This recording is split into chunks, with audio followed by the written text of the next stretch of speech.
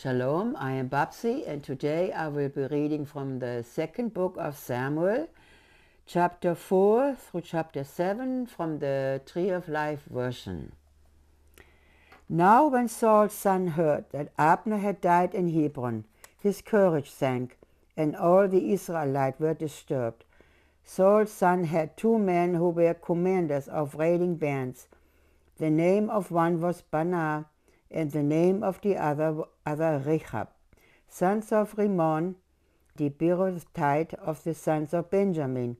For Beeroth is also considered part of Benjamin, though the Beerothites had fled to Gittaim and live there as outsiders to this day. Saul's son Jonathan had a son whose legs were crippled. He was 5 years old when the news about Saul and Jonathan came from Jezreel, and his nurse picked him up and fled. It came about, as she was hurrying to flee, that he fell and was crippled. His name was Mephibosheth. Now the sons of Rimmon, the Beerothite, Rechab and Banah set out and came to the house of Ish-bosheth at the heat of the day, as he was taking his midday nap. When they came within the house, as though to get wheat, they stabbed him in the stomach. Then Rechab and his brother Banah escaped. When they had gotten within the house, he was lying on his bed in his bedroom. They stabbed him and killed him, then beheaded him and took his head, and traveled by the way of the Arabah all night. Then they brought the head of Ish-bosheth to David in Hebron, and said to the king, "Here is the head of Saul's son Ish-bosheth, your enemy, who sought your life. Today Adonai has avenged my lord the king of Saul and his offspring." Then David answered Rechab and his brother Banah, sons of Rimmon, the Beerothite, saying to them, "As Adonai lives, who redeemed my soul out of all distress, when someone informed me, saying, 'Look, Saul is dead,' thinking he was a bearer of good news, I seized him and killed him in Ziklag instead of rewarding him for his news. How much more, when the wicked man have killed a righteous person in his own house and on his bed, should I not now require his blood from your hands and rid the earth of you?" Then David commanded the young men, and they slew them, cut off their hands and their legs, and hung them up beside the pool in Hebron. But they took the head of Ish-bosheth and buried it in the grave of Abner in Hebron. Then all the tribes of Israel came to David at Hebron and spoke, saying, "Here we are, your own flesh and blood.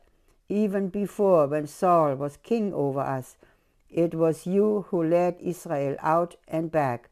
Also Adonai said to you, 'You will shepherd my people Israel and be ruler over Israel.'" So all the elders of Israel came to the king at Hebron, and King David cut a covenant with them at Hebron before Adonai. Then they anointed David king over Israel. David was 30 years old when he began to reign, and he reigned 40 years. In Hebron he reigned over Judah 7 years and 6 months, and in Jerusalem he reigned 33 years over all Israel and Judah. Now the king and his soldiers marched to Jerusalem against the Jebusites, the inhabitants of the region. But they said to David, "You will never get in here. Even the blind and the lame could ward you off," thinking, "David can get in here." Nevertheless, David did capture the stronghold of Zion, that is, the city of David. On that day David said, "Whoever would conquer the Jebusites must strike through the water shaft to those lame and blind, whom David's soul despises." This is why they used to say, "The blind or lame couldn't get into the house." So David occupied the stronghold and renamed it the City of David. Then David fortified it all around from the Millo inward. David continued to grow stronger, for Adonai Elohim Tzevaot was with him. Then King Hiram of Tyre sent envoys to David with cedar logs, carpenters and masons, and they built a palace for David. David then realized that Adonai had established him as king over Israel, and that he had exalted his kingdom for the sake of his people Israel. Then David took more concubines and wives from Jerusalem, after he came from Hebron, and more sons and daughters were born to David. Now these are the names of those who were born to him in Jerusalem: Shammua, Shobab, Nathan, Solomon, Eber, Elishua, Nepheg, Japhia, Elishama, Eliada, and Eliphelet. Now when the Philistines heard that David was anointed king over Israel, all of Philistine marched up, searching for David. When David heard about it, he went down to the strongholds. The Philistines came and spread out in the valley of Rephaim. Then David inquired of Adonai, saying, Should I go up against the Philistines? Will you give them over into my hand? Adonai answered David, Go up, for I will certainly give the Philistines over into your hand. So David came to Baal Perazim, and David struck them down there. So he said, Adonai has broken through my enemies before me, like the breakthrough of waters. That is why he named that place Baal Perazim. They abandoned their idols there, so David and his men removed them. But the Philistine marched up and spread out in the valley of Rephaim again. When David inquired of Adonai, he said, Do not go up. Instead, circle around behind them and attack them in front of the balsam trees. Now it will be, when you hear the sound of marching in the tops of the balsam trees, then you must act, for when Adonai will have gone out before you to strike the camp of the Philistines. David did just as Adonai had commanded him, and he struck down the Philistines from Geba as far as Gezer. Now David again gathered all the chosen men of Israel, 30,000. Then David and all the people who were with him arose and set out from Baal, Judah, to bring up from there the ark of God, which is called by the name, the very name of Adonai Tzevaot, who is enthroned between the cherubim. So they loaded the ark of God on a new cart and carried it out of the house of Abinadab that was on the hill. Uzzah and Ahio, Abinadab's sons, drove the new cart as they brought it from the house of Abinadab, which was on the hill, with the ark of God, and Ahio was walking in front of the ark. Meanwhile, David and the whole house of Israel were celebrating before Adonai with all kinds of instruments made of cypress wood, with harps, lyres, tambourines, 3-stringed instruments, and cymbals. But when they reached the threshing floor to Nachon, Uzzah reached out to the ark of God and grasped it, for the oxen had stumbled. Then the anger of Adonai was kindled against Uzzah. God struck him down there for his irreverence, so that he died there beside the ark of God. David was upset because of Adonai's outburst against Uzzah. That place is called Perez Uzzah to this day. So David was frightened of Adonai that day. Then he said, How can the ark of Adonai come to me? David was unwilling to move the ark of Adonai to him, to the city of David. Instead, David diverted it to the house of Obed-Edom the Gittite. So the ark of Adonai remained in the house of Obed-Edom the Gittite 3 months. Meanwhile, Adonai blessed Obed-Edom and his entire household. Then it was reported to King David, saying, Adonai has blessed the house of Obed-Edom and all that belongs to him, because of the ark of God.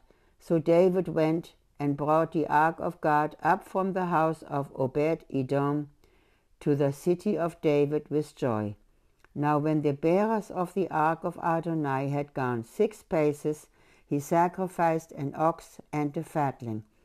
Meanwhile, David was dancing before Adonai with all his might while he was wearing a linen ephod. So David and the entire house of Israel brought up the ark of Adonai with shouting and with the sound of the shofar.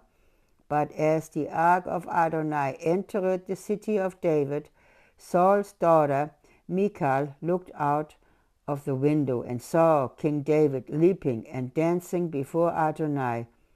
So she despised him in her heart. They brought in the ark of Adonai and set it in its place, in the midst of the tent that David had pitched for it. Then David offered burnt offerings and fellowship offerings before Adonai. When David had finished offering the burnt offering and fellowship offerings, he blessed the people in the name of Adonai Tsevaot. Then he distributed to all the people, to the whole multitude of Israel, men and women alike, to every one a loaf of bread, a cake made in a pan, and a raisin cake. Then all the people departed, each to his home. David returned to bless his own household, but Saul's daughter Michal came out to meet David and said, How the king of Israel distinguished himself today, when he uncovered himself today in the eyes of the slave girls of his subjects, as any vulgar fellow would shamelessly uncover himself.